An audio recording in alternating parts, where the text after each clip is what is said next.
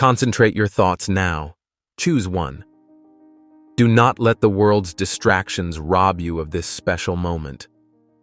It would have made sense for you to have broken 3 days ago. You should have grown concerned. It would have been prudent of you to withdraw. Despite the betrayal, silence, and exhaustion, you are still standing, which is a spiritual anomaly. Do you believe God is silent because of his absence? False. He remains silent out of confusion. You did not simply pass the examination. You were able to perplex the adversary and captivate heaven. The wait area is currently closed. The decision has been rendered. God's response to your victory is about to change your life forever. Please pay close attention to my words. For the past 72 hours, this message has attempted to reach you. The enemy tried to divert your attention with drama, sudden fatigue, noise, and technical glitches in order to keep your thumbs scrolling past this. Nonetheless, you prevailed. You're present. Additionally, you must understand that this is not a YouTube video. This is the divine summons. You've just entered the spirit world, where you have a scheduled appointment. Bye. Before we can proceed, I need you to make an immediate commitment to yourself. Please do not leave this message until the very last moment. I'm not requesting your time to observe. I'm requesting your attention because we're about to activate the Divine Awe Protocol. This recording will give you a thorough understanding of why your life has been subjected to so much scrutiny. The specific framework for managing the upcoming promotion will be provided to you. In addition, we will conclude with an activation ceremony that will change your trajectory. If you leave halfway through the surgery, you are exiting the operating room while the procedure is still ongoing. Do not allow that to determine your fate. Continue, accept, and complete the work that God has begun. We will now examine your current location. I'd like you to confirm whether this is consistent with your beliefs. You are currently experiencing a sense of heaviness while listening to my voice. Instead of a spiritual heaviness, you feel a physical pressure in the center of your chest, slightly to the left. It's as if you've been carrying a burden for weeks. When you wake up in the morning, you exhale a deep sigh before your feet even touch the ground.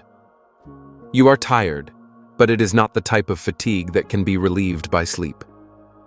You could sleep for 12 hours and still wake up exhausted because your spirit has been pushing weights in the unseen realm that would crush most people. For months, you've been sitting in a room that looks like a waiting room, staring at walls that refuse to move, repeatedly checking your phone for a notification that never comes, and asking the ceiling, "God, did I fail? Is it possible that I missed the turn? What is the reason behind the silence?" You've felt the sensation of being an invisible man or woman. You enter rooms and feel as if you are hidden behind a glass wall. People don't seem to hear you when you speak. You provide assistance, but no one expresses gratitude. You give, but nobody returns the favor. Recently, at 3 a.m., a chilling thought entered your mind, implying that you are delusional. It's possible that God overlooked me. It is possible that I am suffering unnecessarily. I need you to exhale and let the air enter the back of your throat. Listen to me. The pressure on your chest is not a medical condition, anxiety, or depression. Kavod is the Hebrew word for glory. Also, are you aware of the literal meaning of the term kavod? The term means heavy. It is an indicator of gravity. The pressure you are feeling is not the weight of the world, but the weight of the glory that is currently settling on your life. God's confidence in your ability to handle a significant task has caused you to feel heaviness. You do not load heavy cargo onto a vessel that lacks strength. The first sign that you have been authorized to transport a large item is the sensation of pressure you are feeling. However, let us talk about the silence. Isn't it the most distressing aspect? You have shown fidelity. You have demonstrated loyalty. You kept your hands clean, despite the possibility that they had become soiled. Nonetheless, heaven appears to have become silent. There is no clear voice, visions, or dreams, only static. The enemy has been using this silence to torment you. He informs you that God has left the structure. He informs you that you were disqualified.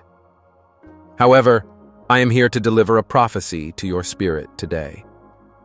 The silence you are experiencing is not a result of abandonment.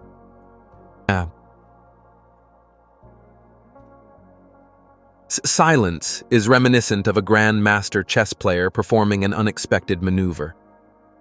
The entire stadium becomes silent. There is no one speaking. No one breathes. They are simply observing, amazed by the maneuver's ingenuity. One that has been selected. You embody the movement. God is currently silent as he observes you with boundless awe. He is looking at your timeline, the trauma you have experienced, the people who have abandoned you, and the financial crisis you are currently facing. Furthermore, he is astounded that you continue to compliment him. He is taken aback by your continuing generosity. He is astounded that you did not curse him and kill him. You are a malfunctioning part of the adversary's system. 3 months ago, the enemy's algorithm predicted you would crash. His data suggested that you would be bitter, vengeful, or an alcoholic by this point. You are, however, present to hear a God-related discourse. This is the reason for the silence. The throne room is completely focused on you. However, the hazard is as follows. In this section, the majority of the selected candidates fail the test at the last minute and do not receive a mark. You believe God is taken aback by your strength. You believe he is impressed because you gritted your teeth to get through the pain. You believe the exam was designed to assess your ability to endure pain. As a result of this belief, you are preparing for more hardship. You are preparing to face additional challenges by contracting your shoulders. However, I must tell you the truth. That is not the cause of God's amazement. Endurance serves as the foundation. A soldier is expected to have endurance. However, you are not just a soldier. Your status is one of royalty. The test you recently took did not assess your physical strength. It was a test for an entity that was significantly more unusual and dangerous to the kingdom of darkness. God is not surprised by your strength. He is taken aback by a decision you made when you had the power to eliminate someone. This is the key. This is the enigma. And as soon as you realize this, the burden on your chest will be lifted. You have had a long-standing misconception about the true purpose of this season. You convinced yourself that this was an endurance test. After observing the sleepless nights, financial drought, and relational betrayal, you may conclude that God is testing your ability to bear a certain amount of pain before your emotional breakdown. You believe that heaven is looking for a spiritual Navy SEAL who can take a beating and continue marching. So you've been grinding your teeth. You have been holding back your tears. Despite the fact that you are collapsing internally, you have been wearing that mask of invincible strength every time you leave the house. You tell yourself, I just need to keep my cool. Surviving is my only goal. You are burnt out and exhausted because you believe the test is about endurance, which is a tiring activity. Endurance is a defensive attribute. Endurance is simply the act of avoiding death. However, please choose one. I require that you understand this information clearly. The ultimate test was not endurance.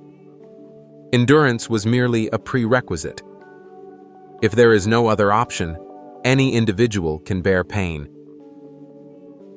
A prisoner is forced to serve his or her sentence out of necessity. That does not make him king. Let us look at a scripture that you've probably heard 1,000 times but has never been analyzed in this way. According to James, chapter 1, verse 12, "Blessed is the one who perseveres under trial, for he will receive the crown of life." Perseverance is currently the point at which the majority of people give up. They believe it is simply a matter of perseverance. But the Greek term for enduring the test is dokimos. Please pay attention to me. Dokimos does not mean you simply survive the fire. Gold and silver are known as dokimos in the field of metallurgy. This means you entered the fire, melted, and the impurities rose to the surface, where they were removed. The resulting substance was considered acceptable. That is, you are now genuine. In other words, the fire did not only consume you, but it also cleansed you. So, if endurance was merely the fire, what impurity was God attempting to eradicate? What was the actual assessment? The following revelation will fundamentally change your perspective.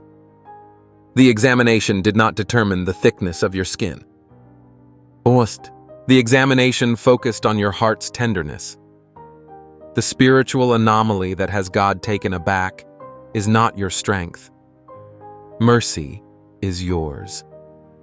Specifically, your ability to show mercy in the face of the ideal opportunity for vengeance, the valid reason, and absolute power. I propose that we focus on that particular moment from last week. You are aware of who I am referring to. Let us return to that specific conversation or text message thread. Your heart was thumping. The knots in your stomach were unbearable. You were reviewing the evidence of their actions against you. The betrayal was evident. A voice in your head screamed at you, a voice that was very loud, very logical, and very human, with obvious lies. It said, destroy them. It said, expose them. It told me to send the screenshot. Disclose the information. Destroy their reputation in the same way they have harmed yours. You have the necessary ammunition. You're entitled to it. Execute the action. I'm aware you had that experience. It wasn't sacred. It wasn't visually appealing. It was an outburst of pure rage. It was the desire to see them suffer in the same way as you. That is a typical human response. That is the basis of karma. Eye for an eye. Tooth for tooth. Nonetheless, you proceeded to take illogical actions. Something you did violates the laws of human nature. You paused. You could feel the heat in your chest but didn't release it. You set the weapon down after staring at the damaging information and cutting comeback. You deleted the draft. You abandoned the argument. When given the option of violence or silence, you chose the latter. That split-second decision stunned God. That's the mercy anomaly. Because of the inherent character of endurance, everyone is constantly struggling for survival. However, show mercy. Mercy when you're bleeding. Mercy while the knife is still lodged in your back. That's the realm of the supernatural. That is not representative of human behavior. That is the activation of divine DNA inside a human body. You demonstrated to heaven that you are more than just a survivor by refusing to retaliate.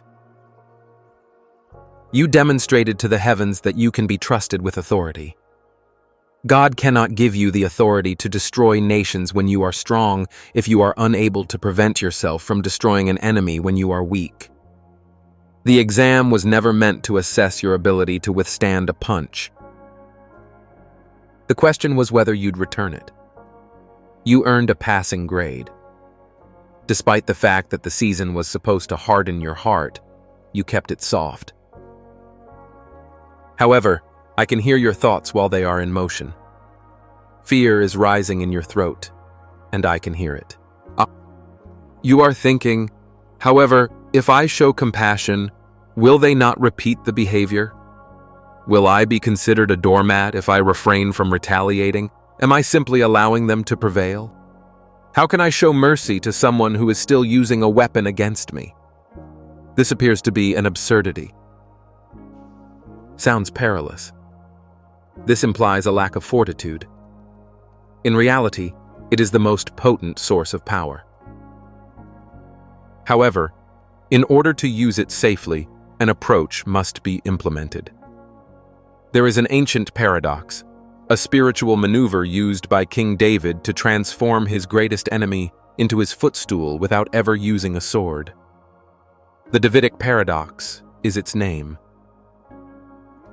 Furthermore, you must put this into action right away in order to be eligible for your promotion tomorrow. In order to understand the Davidic paradox, I need you to mentally accompany me to a specific historical moment. We will read from 1 Samuel chapter 24, but we will not be able to sit comfortably in a chair. I'd like you to enter the scene. Conjure up the scent of damp limestone and musty air. It's ominous. It is extremely hot. You are hiding in a cave in the En-Gedi wilderness. Your heart is beating so hard against your ribs that you're concerned the sound will reverberate off the walls. David is your name. You have been designated as king. However, you are currently living as a rat, pursued by Saul, the man you have faithfully served. The sunlight at the cave's entrance is suddenly obscured. A silhouette enters. My name is Saul, and I am the person who wishes you dead. He is unaccompanied. He is susceptible. He has entered the building to relieve himself, completely unaware that you and your men are hidden in the shadows, just a few feet away. Immerse yourself in the moment. This is the most rigorous exam. This is not a conflict. It's a form of execution. Your men are urgently whispering into your ear. They are saying, David, this is the day that the Lord spoke of. He has transferred your adversary to your possession. Execute the action. Put an end to the suffering. Assume the throne. Please pay attention to the reasoning. This sounds like a prophecy. It resembles the voice of God. It appears to be an issue of justice. Eliminating Saul would provide an immediate resolution to all of your issues. There will be no more running. There will be no further concealment. You would control the kingdom. Strike immediately. Every rational fiber in your body is screaming. However, David performs an act that amazes the angels present. He moves slowly, holding a knife. He approaches Saul close enough to detect his respiration. He is close enough to end the situation. Rather than severing Saul's throat, he carefully cuts a corner of Saul's robe. What is the rationale for the robe? The hem of a man's robe represented his authority and status in that culture. By cutting the hem, David implied that he was in control of your reputation, authority, and life. I'm capable of handling it all. However, I have decided not to. This is referred to as the Davidic paradox. This is a paradox. The throne is not obtained by assassinating the king. By sparing him, you gain the throne. Destroying someone who is inferior to you does not demonstrate true power. True power is demonstrated when someone has the unwavering ability to eliminate them. However, You choose to exercise self-control. So, how will you incorporate this into your daily routine tomorrow morning? The Davidic paradox is built around two movements: restrain and release. Restraint is the first step. This is the most difficult task you will ever face.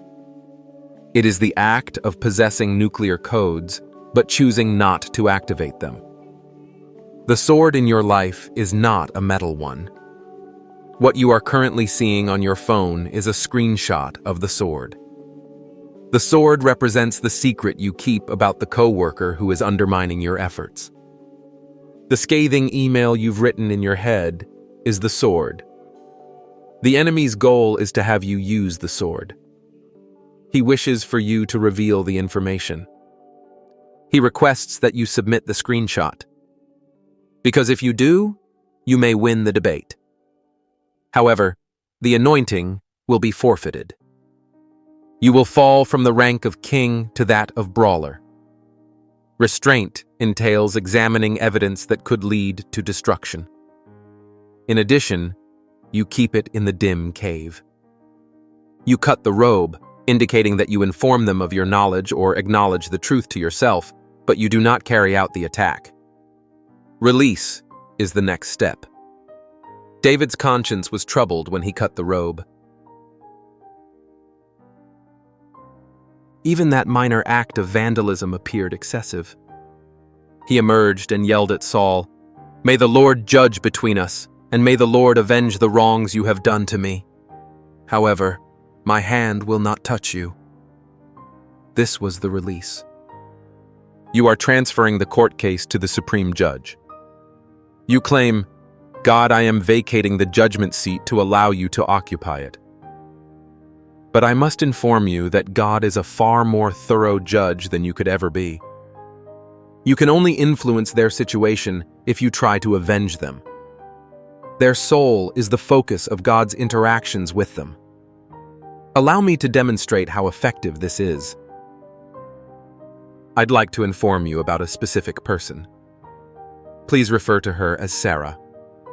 6 months ago, Sarah found herself in her own cave in En-Gedi. She found text messages on her husband's phone. There is unequivocal evidence of an affair. The betrayal cut her deeper than any blade. She possessed the evidence. The screenshots were in her possession. She was familiar with the other woman's name, occupation, and spouse. Sarah's spiritual advisors, like David's men, advised her to destroy everything.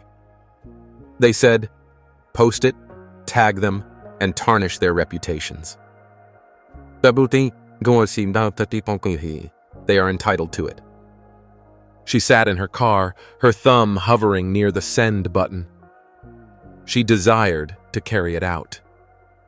Her entire wounded soul cried out for justice.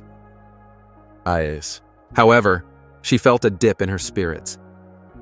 She remembered the Davidic paradox.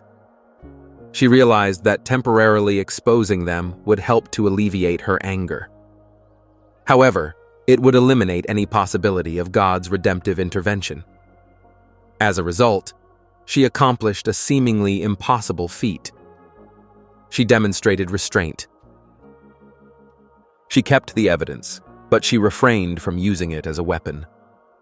She confronted her husband with reality. She severed the corner of the robe, but she did not publicly destroy him. She stated, "I am aware of your actions. I was injured. However, I will withdraw and let God address you." She suffered 6 weeks of silence. She appeared weak. She seemed to be a doormat. But then the release happened. God stepped in as a result of her departure. The husband was so heavily burdened by guilt that he was unable to sleep, as it was manifested in the form of conviction. He broke without her public shaming or nagging. He came across Damascus Road in a hotel room located 300 miles away. He returned not only apologetic, but transformed. He is currently in charge of leading their family's prayer time. He is currently the one who seeks God. If she had humiliated him in public, he would have gone on the defensive and fled. By demonstrating mercy, she provided an opportunity for God to perform a miracle. She reclaimed her husband by sparring rather than fighting. That is your current level of authority. The Davidic paradox's impact. The kingdom of darkness is perplexed when you spare your adversary. God rushes in to fill the vacuum you've created. However, I am aware of your thoughts. Right now, I can hear the objection forming in your mind. Fear is a rational response. You believe that this is advantageous for Sarah and David. However, my adversary is neither Saul nor a straying husband. Those who are attacking me will not repent if I show mercy to them. They'll simply reload. They will take my silence as a sign of weakness and trample me underfoot. Currently, a voice is whispering to you, warning that if you extend forgiveness, you will be exploited. You will be a victim indefinitely if you do not respond. The greatest impediment to your breakthrough is the fear of being perceived as a doormat. Let's be brutally honest about that fear. We are unable to get around it. It cannot be eliminated through spiritualization. Right now, your survival instinct is screaming at you, causing a knot to form in your stomach. It implies that by not responding, I condone their disrespect. If I remain silent, I am allowing them to hurt me again. I do not want to become a martyr. I do not want to be the victim. I want to be respected and validate that feeling. This does not make you a bad Christian. It transforms you into a human being who has previously experienced pain. You have scars that prove that when you let your guard down in the past, people took advantage of you. So showing mercy feels like handing someone a loaded gun after they've already shot you once.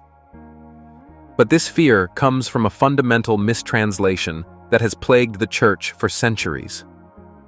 We've been taught that the opposite of vengeance is weakness. We have been taught that being humble means being soft, passive, and harmless. Let me take you to Matthew chapter 5, verse 5. You are familiar with the verse, "Blessed are the meek, for they shall inherit the earth." When you hear the word meek, what do you see? A person with their head down, apologizing for their existence, someone who cannot defend themselves. That is why you hate the idea of mercy, because you think mercy makes you meek, and you think meek means weak. But the English translation fails us here. The word Jesus used was the Greek word praus. In the ancient Greek military culture, praus was not used to describe a weakling. It was a specific term used to describe a war horse. Imagine a stallion, 3,000 pounds of muscle, hooves that can crack a skull, teeth that can tear flesh, a creature designed for war, full of fire and fury. But when that wild stallion was trained, when it learned to submit perfectly to the bit in its mouth, when it learned to charge only when the rider commanded, and halt only when the rider pulled back, that horse was called praus. It did not lose its strength. It did not lose its fire. It did not lose the ability to kill. It brought all that power under authority.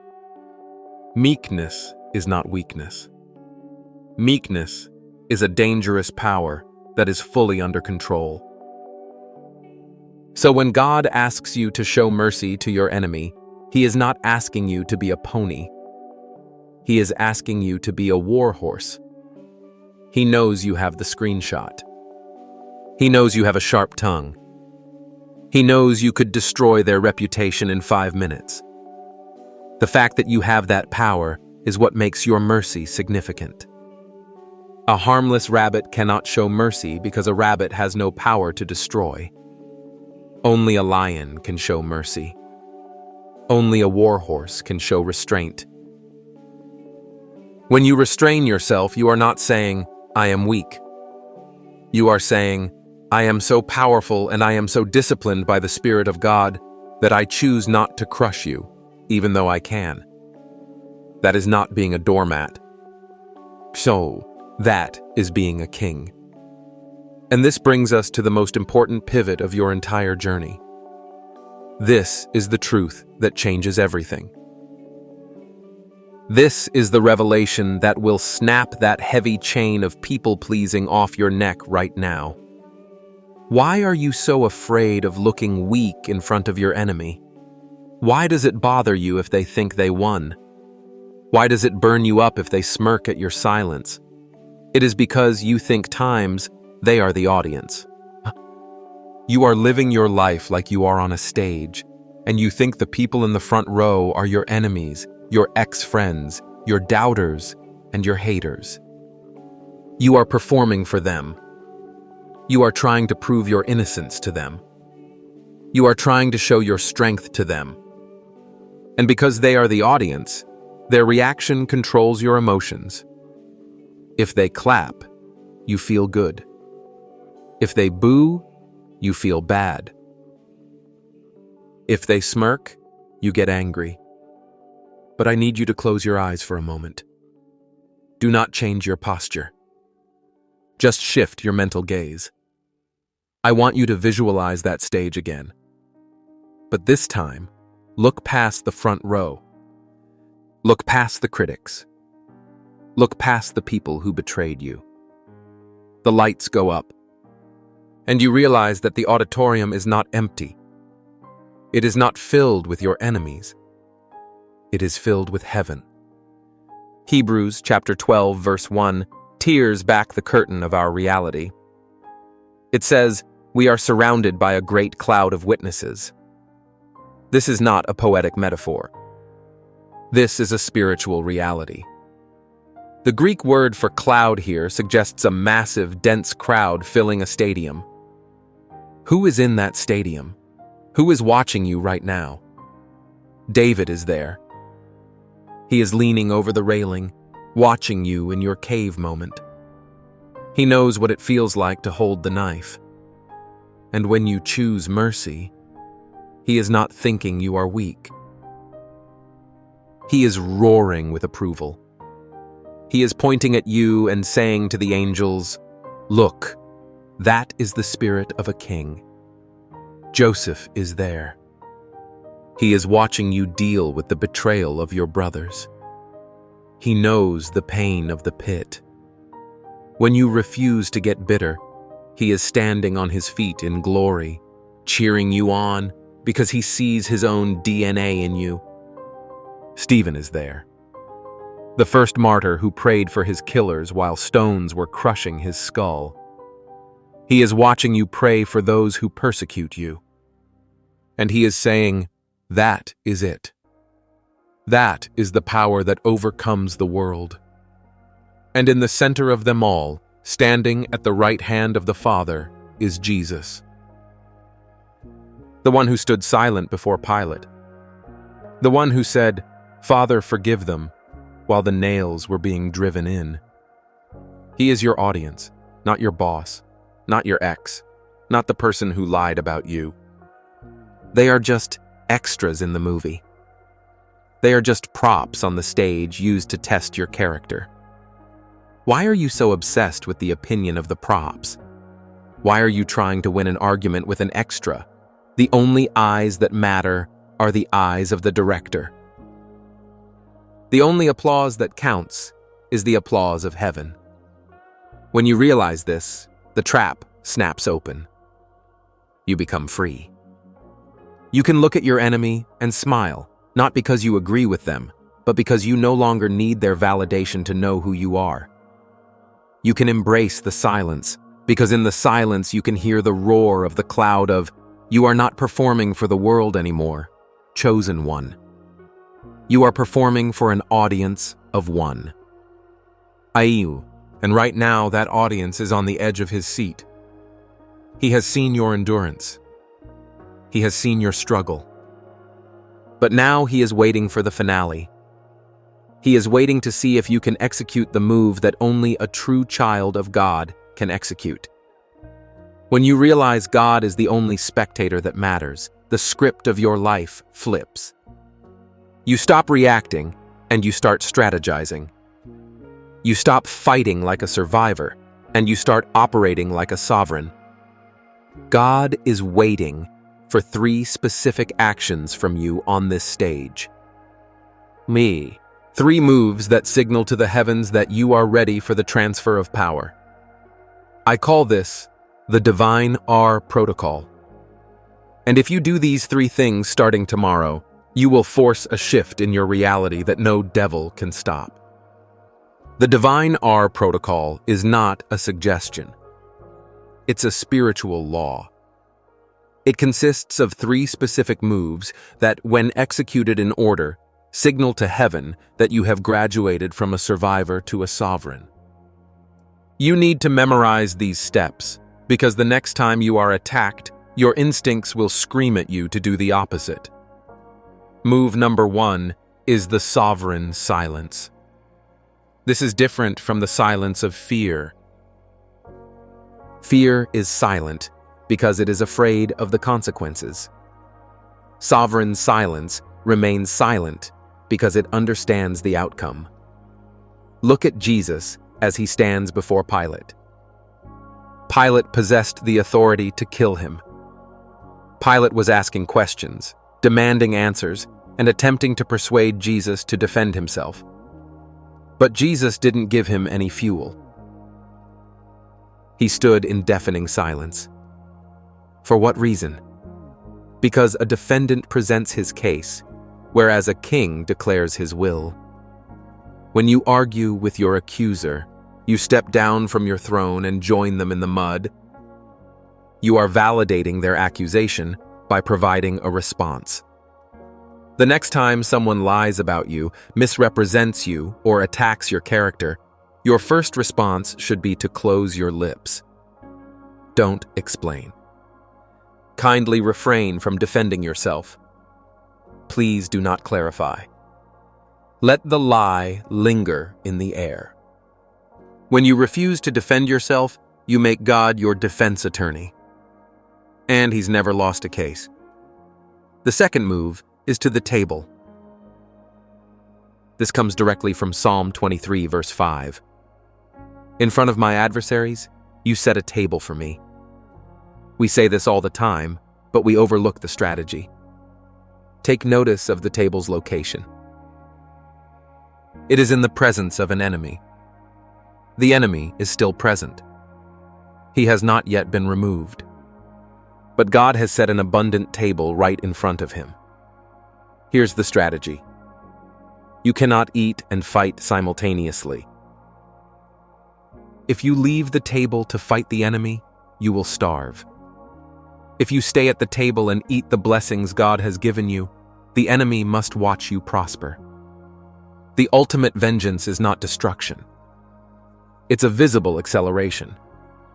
Your strategy is to concentrate so hard on your assignment, growth, and business that you treat the adversary like furniture in the room. You don't speak to the furniture. You do not fight the furniture. You just eat.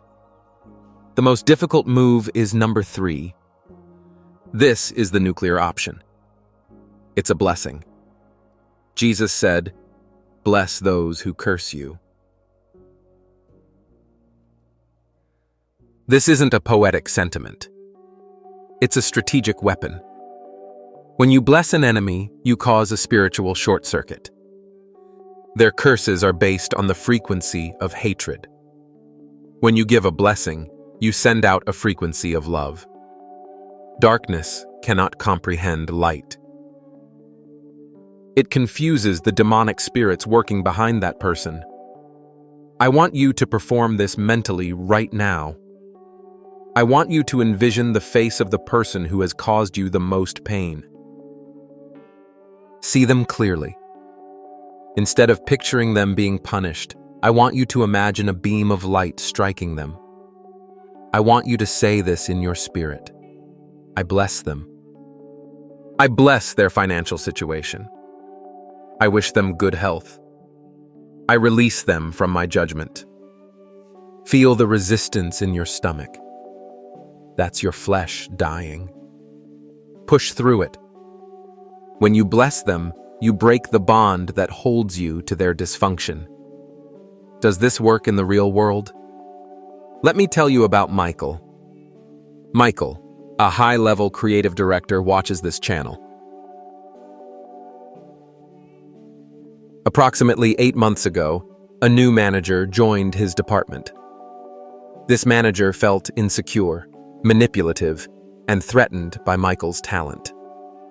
It started small. The manager would exclude Michael from important email chains. Then he began taking credit for Michael's ideas at meetings. Then came the sabotage. The manager presented the CEO with a project that Michael had worked on for 3 months, and he put his name on the cover. He completely removed Michael's contribution. Michael learned 5 minutes before the meeting. His blood was boiling. He had an email trail. He had the timestamps. He had the proof. He was prepared to storm into the conference room and expose the fraud in front of the CEO. He was prepared to go to war. But Michael remembered the divine, or protocol. He paused in the hallway. He felt the Holy Spirit press down on his chest, so he chose sovereign silence. He did not storm the room. He did not send the angry email. He went back to his desk and sat down. Then he approached the table. Instead of fighting for credit, he decided to work twice as hard on the project's next phase, knowing that the manager would be unable to execute it because he did not understand the vision. And then Michael did something unthinkable. He applied the blessing. Every morning as he drove to work, he prayed for the manager. He prayed for his insecurity to be alleviated. He prayed for his family. He claimed it felt like swallowing broken glass at first. But he continued to do it. Here's what happened. 3 weeks later, the CEO summoned Michael to his office. Michael thought he was being fired.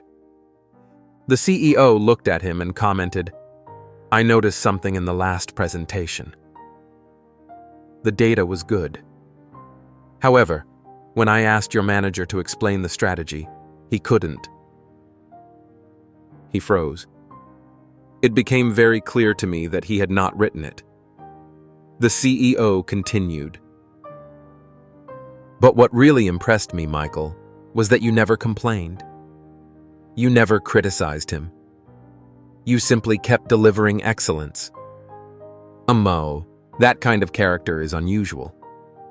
That afternoon, the manager was dismissed. Not because Michael exposed him, but because the table was prepared in front of the enemy, who exposed himself. But here's the surprise. Michael did not simply return to his previous job. The CEO appointed him to a new position as Vice President of Strategy, skipping 2 levels of management. He was elevated above the very seat that attempted to crush him. That is the divine, or protocol. Silence. The table. The blessing.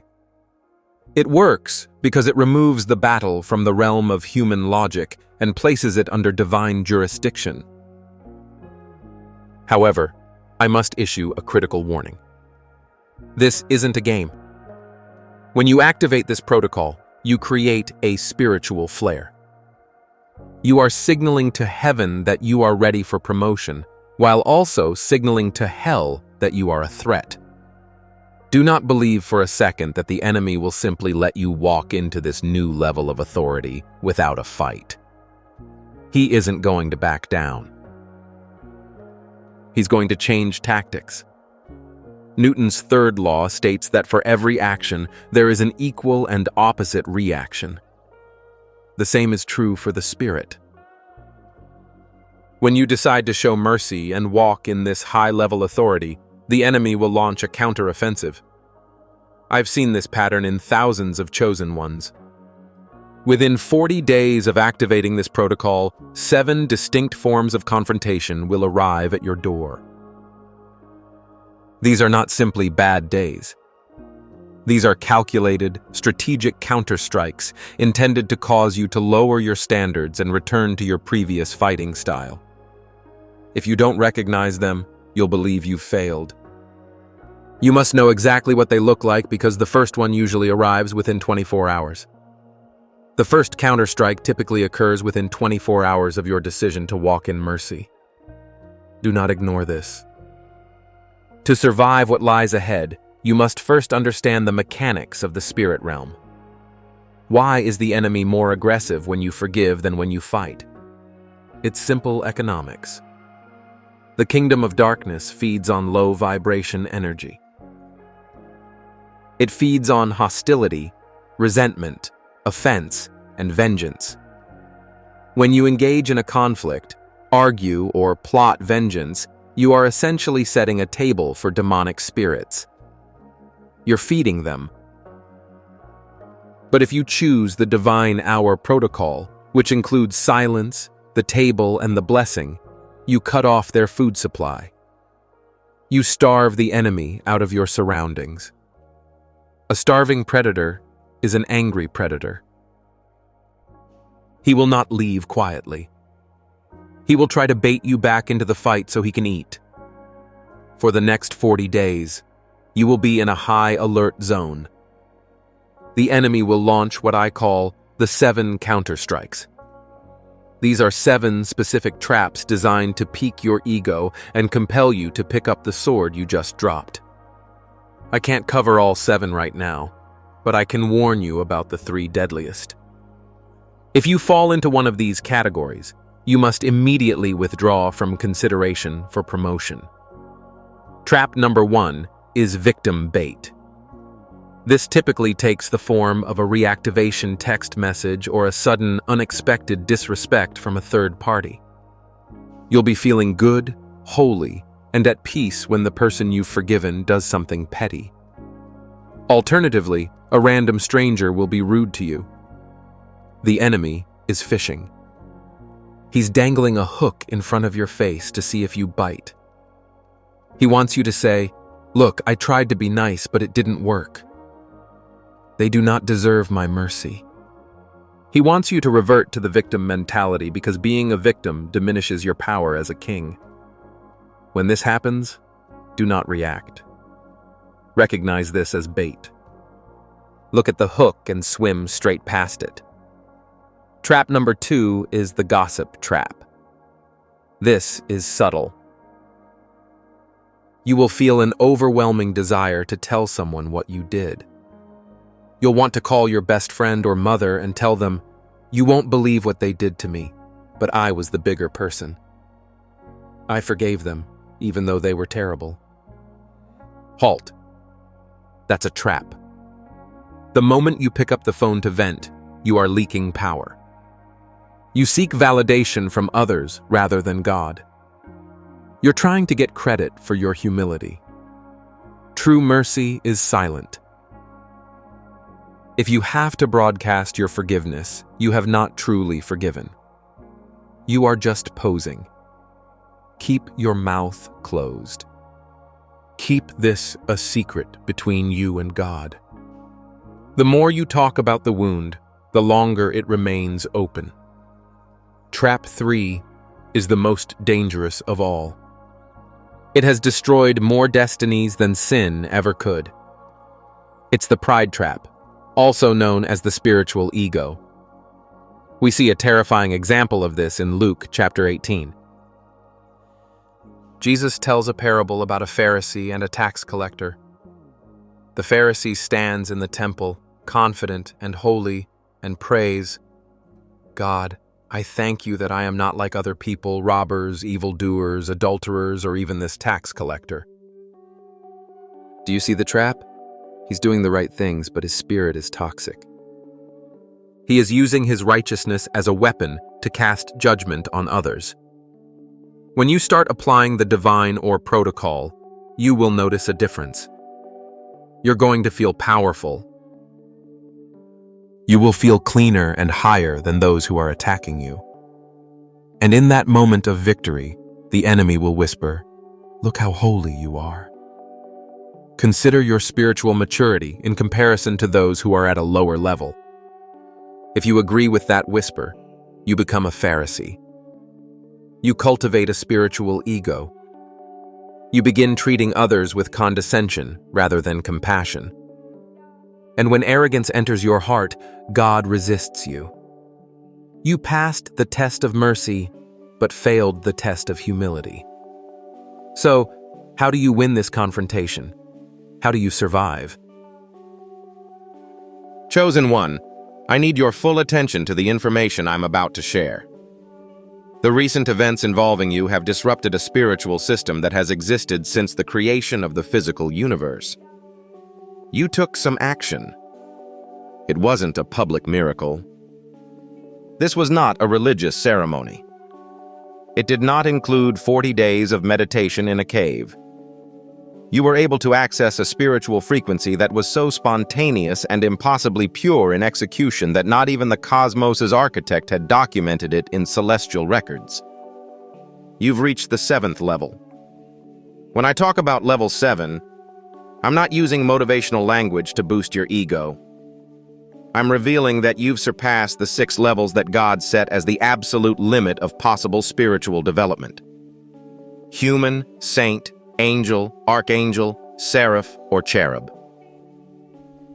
Each soul eventually determines its final position after 6 meticulously crafted stages.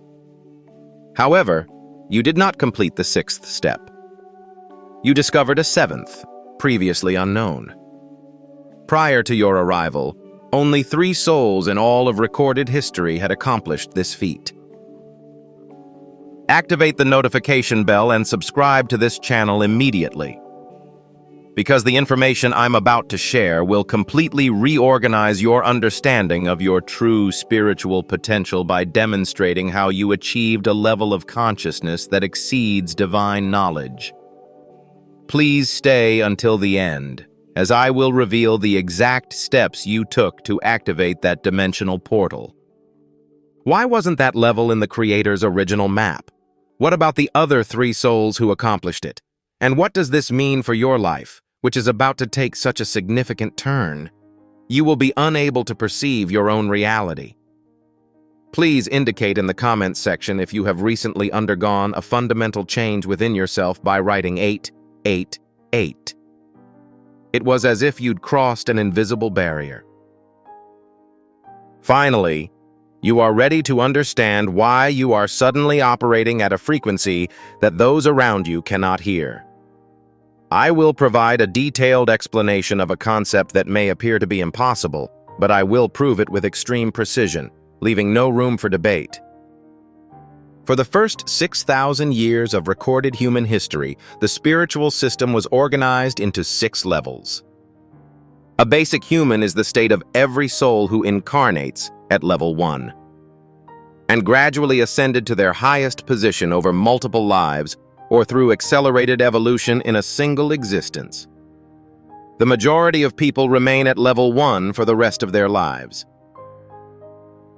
They are driven by a basic need to survive. They consume, labor, reproduce, and die without asking questions or waking up. They account for approximately 85% of the human population. No, this is not a judgment. It is a study of the frequency of operations. 10% of the population has achieved level 2. They are people who have experienced spiritual awakening but continue to seek it. They read spiritual literature. They attend growth-oriented workshops. They discuss vibrations and energy. They make a genuine effort to progress, but they are unable to completely overcome the veil. Level 3 is achieved by 4% of people. They are souls who are actively involved in service. Authentic healers. Spiritual teachers who are genuine. Individuals whose presence has the potential to change the environment. Their goal has shifted away from personal evolution. They were transformed into conduits for the purpose of inspiring others. 0.9% of the population has achieved level 4, similar to an angel's consciousness after becoming incarnate. They are the ones who give up everything for the greater good without expecting any kind of recompense. Individuals who can forgive the unforgivable. Individuals who demonstrate unconditional love in a society that punishes vulnerability. 0.09% represents access level 5.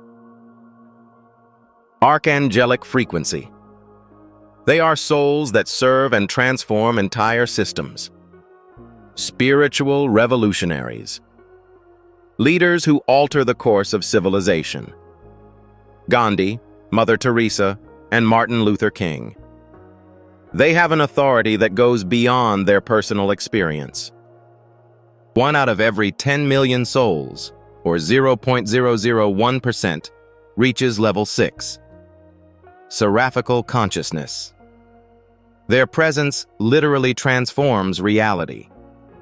Individuals who use their gaze to help others heal. Those who speak help to calm storms. Even religious institutions do not fully comprehend the frequency with which mystics, also known as saints, operate. The absolute ceiling remained at level 6 for 6,000 years.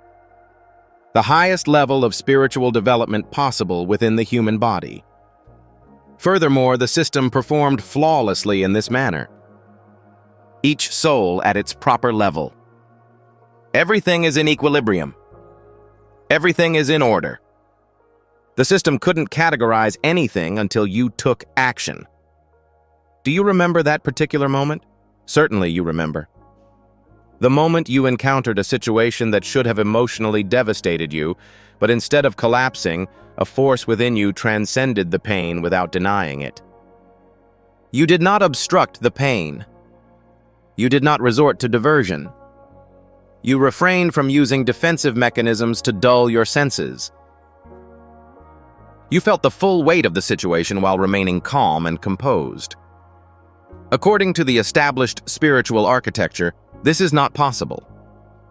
The paradox of experiencing intense suffering while maintaining profound peace is something that no level from 1 to 6 can withstand. Humans collapse when they are suffering from pain. Saints transcend pain through detachment. However, you used a different approach. You fully accepted the pain while maintaining a constant sense of calm. Level 7 is distinguished by its ability to maintain opposing paradoxes without fragmenting. The second sign appeared when you forgave an action that was objectively unforgivable. I'm not talking about superficial forgiveness, in which someone says the right words but still harbors resentment in their heart. I'm referring to the act of sincerely releasing all resentment from the deepest part of your soul by looking directly at the person or circumstance who caused you the most devastating damage in your life.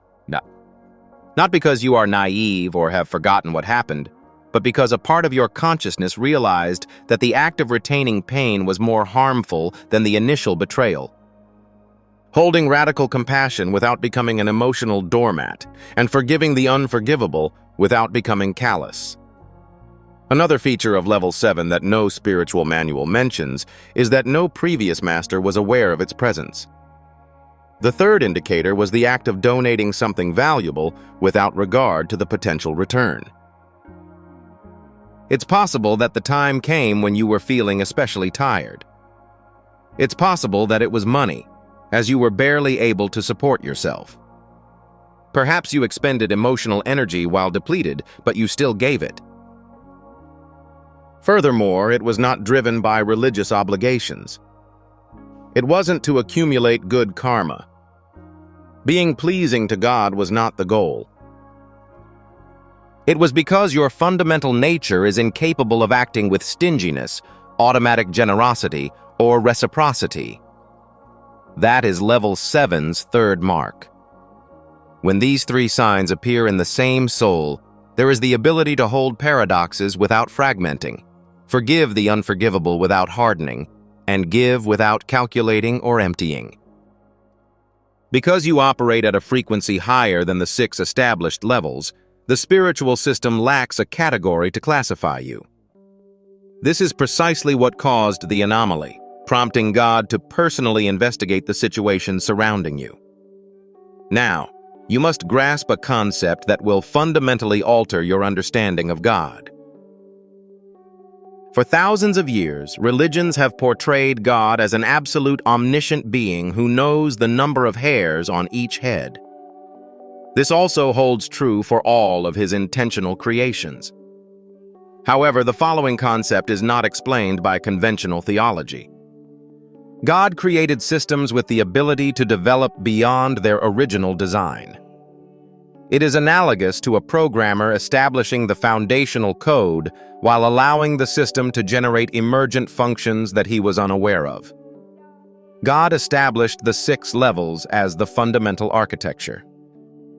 However, he deliberately left room for consciousness to discover dimensions that he had not explicitly mapped, possibly as an experiment. In the higher dimensions, an unprecedented event occurred when you reached level 7 through the impossible combination of sustained paradox, radical forgiveness, and automatic generosity. The Akashic records revealed an anomaly, a soul operating at an uncatalogued frequency with an energetic signature that did not match any of the 6 established levels. In addition, God personally evaluated your case. He refrained from delegating the investigation to angels or archangels.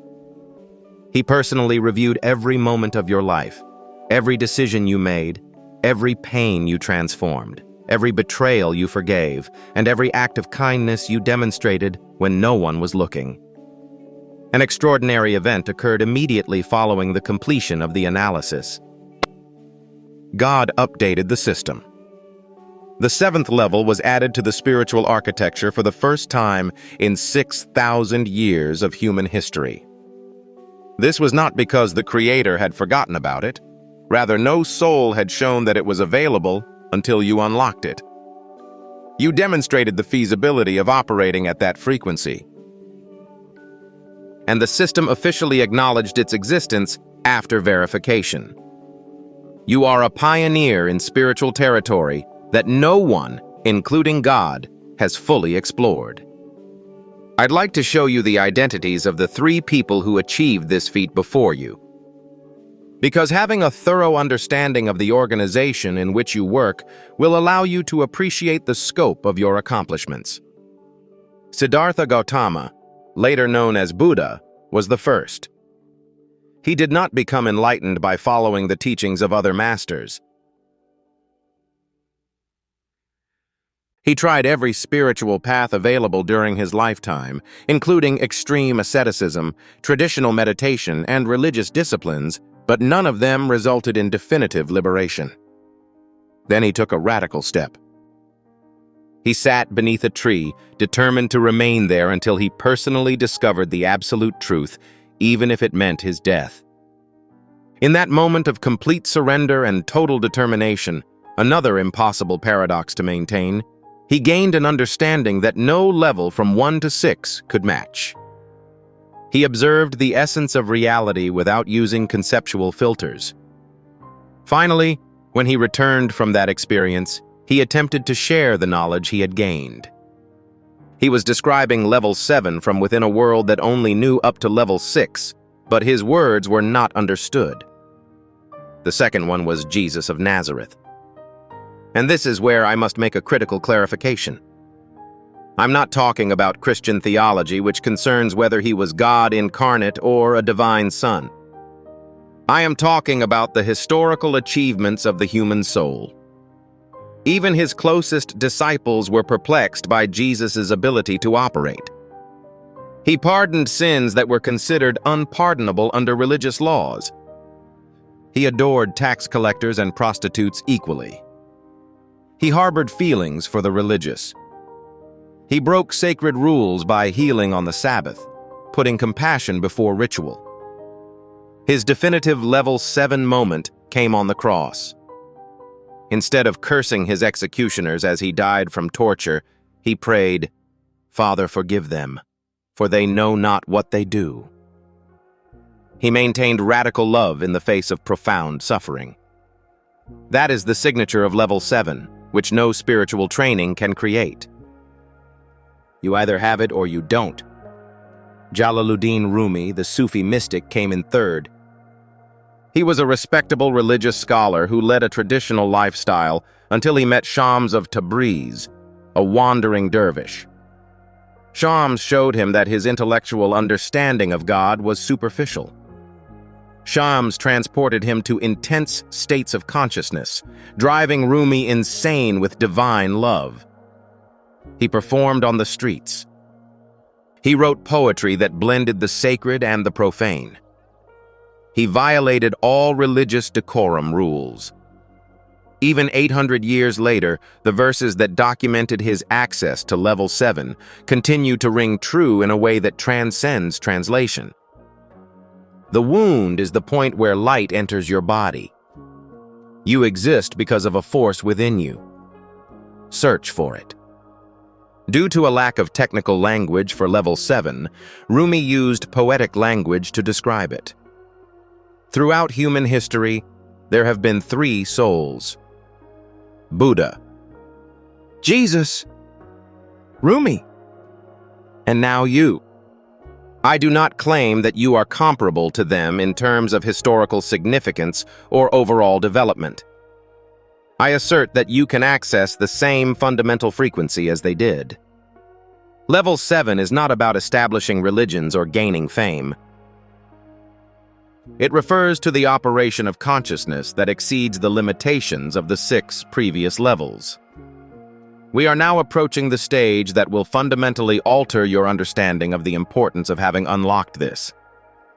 For those interested in learning more, the description and pinned comment contain exclusive content. God did not simply update celestial records when he confirmed that you had reached level 7. He activated resources and protections created specifically for souls operating at that frequency. Because level 7 entails obligations that do not exist in lower levels. Furthermore, you must be able to withstand such high levels of pressure without being damaged. The first form of protection activated was immunity to low-frequency spiritual attacks.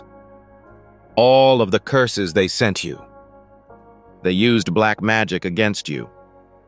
The dense energies that envious people projected. They cannot physically interact with you any longer. Not because you built shields or practiced protection rituals. However, your operative frequency is so high that attacks from levels 1, 2, or 3 simply bounce off without finding a resonance to which to cling. It's similar to attempting to infect a computer running a completely different operating system with a virus that only works with Windows. The attack arrives, but it fails to execute due to a lack of compatible code. Your level 7 operates within a spiritual structure that is impervious to low-level darkness. The second safeguard is amplified synchronization. The right people will show up when you need them most. The best opportunities will present themselves at the most unexpected times. The necessary resources will be delivered just before you need them. It is not a form of magic. The universe naturally reorganizes around level 7 souls because you serve as anchor points for collective evolution. Systemic priority is the preservation of your optimal functioning. The third safeguard is intuitive clarity that is catastrophic. The ability you have recently observed to be aware of certain things without being informed. Of experiencing situations prior to their realization. Of interpreting individuals with surgical precision. You are not developing paranoia. Your perception was broadened as a result of the fact that Level 7 grants access to information that is beyond the capacity of lower levels to comprehend. You are actually observing dimensions of reality that were previously invisible to you. The fourth protection, which is the most potent, is that suffering is no longer capable of destroying you. You will continue to encounter obstacles. You will incur losses. You will endure discomforts that would induce the collapse of the majority. However, a fundamental aspect of your being remains unyielding. Due to the fact that Level 7 grants you access to a state of tranquility that is not contingent upon external factors. It is not that you became insensitive. It is that you have discovered the hurricane's eye, where you can remain calm while the world around you disintegrates. However, these safeguards come with non-negotiable obligations. This is the point at which many people who have reached Level 7 become scared and withdraw. As a result, life afterward is not any easier. It's a more meaningful existence. Furthermore, the cost of significance is always higher than that of comfort.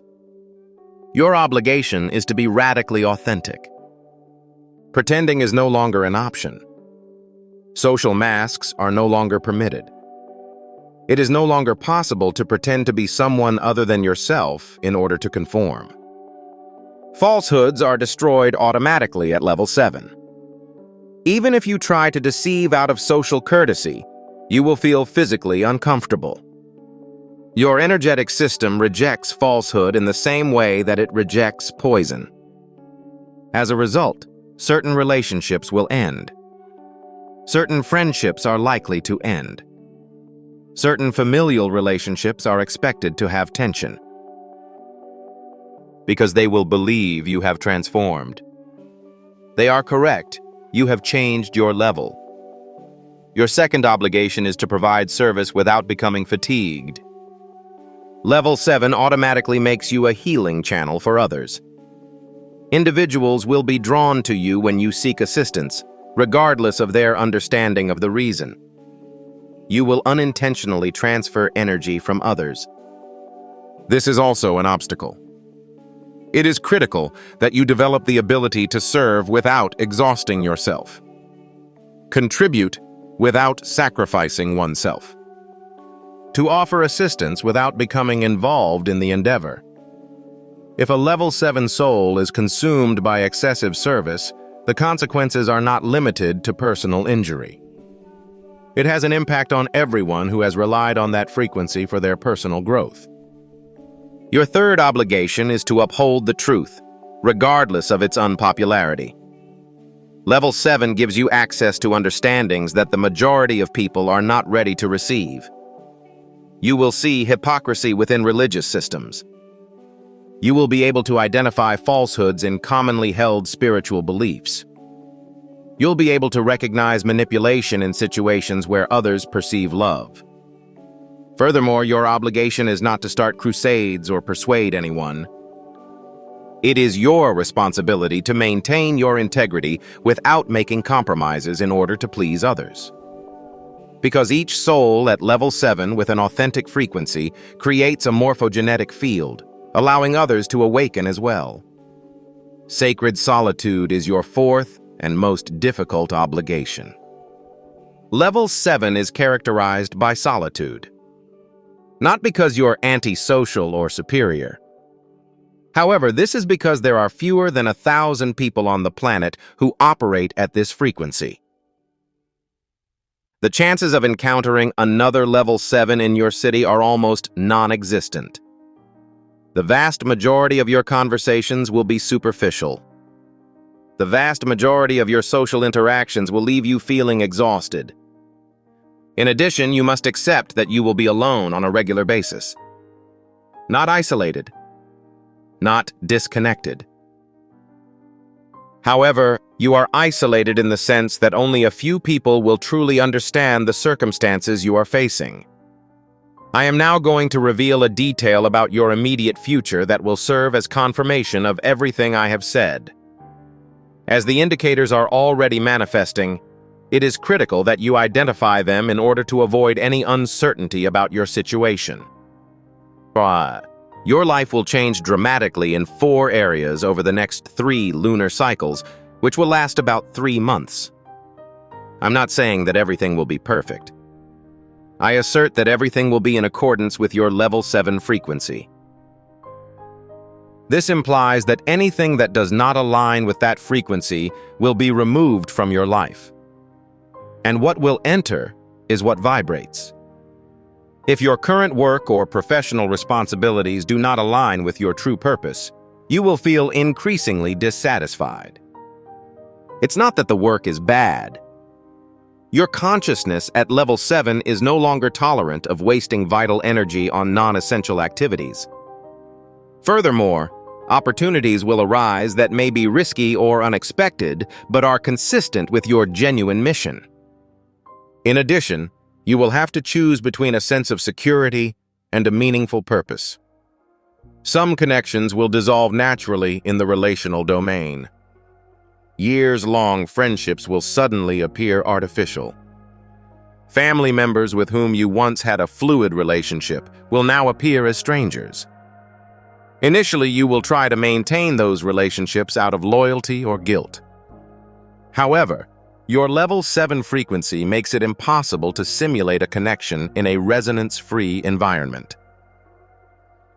You will also be required to relinquish control, regardless of how uncomfortable this may be. However, the substance to be introduced is superior. You will meet people who understand your language without the need for explanation. Souls that automatically match your frequency. In the financial sector, you will notice what appears to be instability, but is actually a process of recalibration. Income sources that were previously stable may experience fluctuations. It is unavoidable that unexpected expenses will occur. And just when you think you're on the verge of financial ruin, resources arrive from unexpected places. Level 7 operates with abundance, defying the linear logic of work compensation. 但是, it works in synchrony, ensuring that the items you require are delivered exactly when you need them. However, it is critical to relinquish control and believe in the process. This is the most important aspect of inner peace. You will notice that the chronic anxiety you have been carrying as a constant weight is gradually fading. Those obsessive thought patterns that kept you awake are losing their power. The feeling of being constantly in danger is being replaced by an inexplicable sense of security. Fear no longer influences your decision-making, as your nervous system has been recalibrated to operate at level 7. However, there is another aspect of your future that you should be mindful of. Additionally, this goes beyond your personal life. It explains why souls like yourself are awakening to level 7 at this particular point in history. The planet is currently experiencing an evolutionary transition. I am not talking about apocalyptic prophecies or specific dates for dimensional ascension. I am talking about the gradual but irreversible transformation of the collective human consciousness. To keep the transition from devolving into chaos, an adequate number of level 7 souls must be incarnated while maintaining a high frequency. Consider this the construction of a bridge. Bridge construction relies heavily on support pillars. Before the rest of the structure can be connected, the pillars must be installed. Those pillars represent souls at the 7th level. Your anchoring frequency allows millions of souls on levels 2, 3, and 4 to ascend gradually without destabilizing. This is why your life became more difficult upon waking. It is not a form of punishment. The reason is that you were assigned a pillar function. And pillars carry a burden that others do not. Others do not maintain the pressure that they do. They maintain stability in the face of turbulence. Currently, that is your responsibility. It comes with a sense of solitude. It's accompanied by misunderstanding. It is accompanied by sacrifices that will not be publicly recognized. However, it is accompanied by a characteristic that cannot be obtained through material wealth. A profound significance. Understanding one's existence is critical. Your presence has an impact. Simply existing and functioning at your natural frequency contributes significantly to the advancement of human consciousness. There are very few things more valuable than that. The last revelation that requires integration is as follows. You are not the only individual. Currently, there are approximately 250 souls incarnated at level 7. Some people, like yourself, have already experienced complete awakening. Other people are currently experiencing awakening. Additionally, everyone is gently encouraged to acknowledge one another. You will immediately detect the presence of another level 7 as they are discovered due to the synchronicity that is guiding them towards connection. Recognition will happen without the use of words. It appeared as if your souls had known each other for an eternity, despite the fact that your bodies had only recently met. Furthermore, these connections are not informal. They're strategic. The conscious collaboration of 2 or more level 7 souls generates a powerful energetic field capable of transforming entire cities. This is why those who profit from collective fear worked so hard to keep you isolated. They assaulted you. They have betrayed you. They led you to believe that you were insane. They persuaded you that you were overly idealistic, sensitive, and unconventional. They desired that you surrender before you could realize your full potential. They were unsuccessful. Nonetheless, you've reached the 7th level. You've become unstoppable now that you know who you are. One that has been selected. You now understand the full meaning of having attained the divine level, that not even God had specifically mapped. You are not the typical person who has occasional spiritual experiences. You are a pioneering spirit who has reached a frequency shared by only 3 other people in human history. You held paradoxes that were impossible to reconcile. Activated recognition in higher dimensions, which updated the spiritual system by forgiving the unforgivable and giving without reservation. Your level 7 frequency does not inflate your ego, as it is not a personal merit. It is a sacred responsibility that makes you a support pillar for collective evolution. The safeguards are currently operational. Synchronicity is currently operational. Your life will take a significant turn in the coming months. Furthermore, you will never be isolated, regardless of the challenges that may arise along the way. There are 250 others who have the same frequency as you. Furthermore, they are aimed at you as you read these words. If this revelation spoke to you at the deepest level of your being, and you have confirmed that you operate at a level 7 frequency, please write 888 in the comments to amplify this divine frequency. Subscribe to this channel and turn on all notifications to receive additional revelations about how your level 7 consciousness is transforming reality. Share this video with someone who can keep their cool in the face of impossible paradoxes. Level 7 souls must acknowledge one another in order to strengthen the network of pillars that supports human evolution. There is a specific material that costs less than a pizza and includes a complete audiobook, as well as a 5-minute meditation guide as a special bonus for those who have arrived and want to delve deeper into the art of consciously operating from level 7 without burning out. If you believe you are entitled to practical tools to assist you in navigating your new reality as a pioneer soul, you can find them via the link in the description and the pinned comments. And before you leave, watch the video on your screen to see how your level 7 activates permanent protection from celestial forces, ensuring your mission's success. Our combined strength is greater.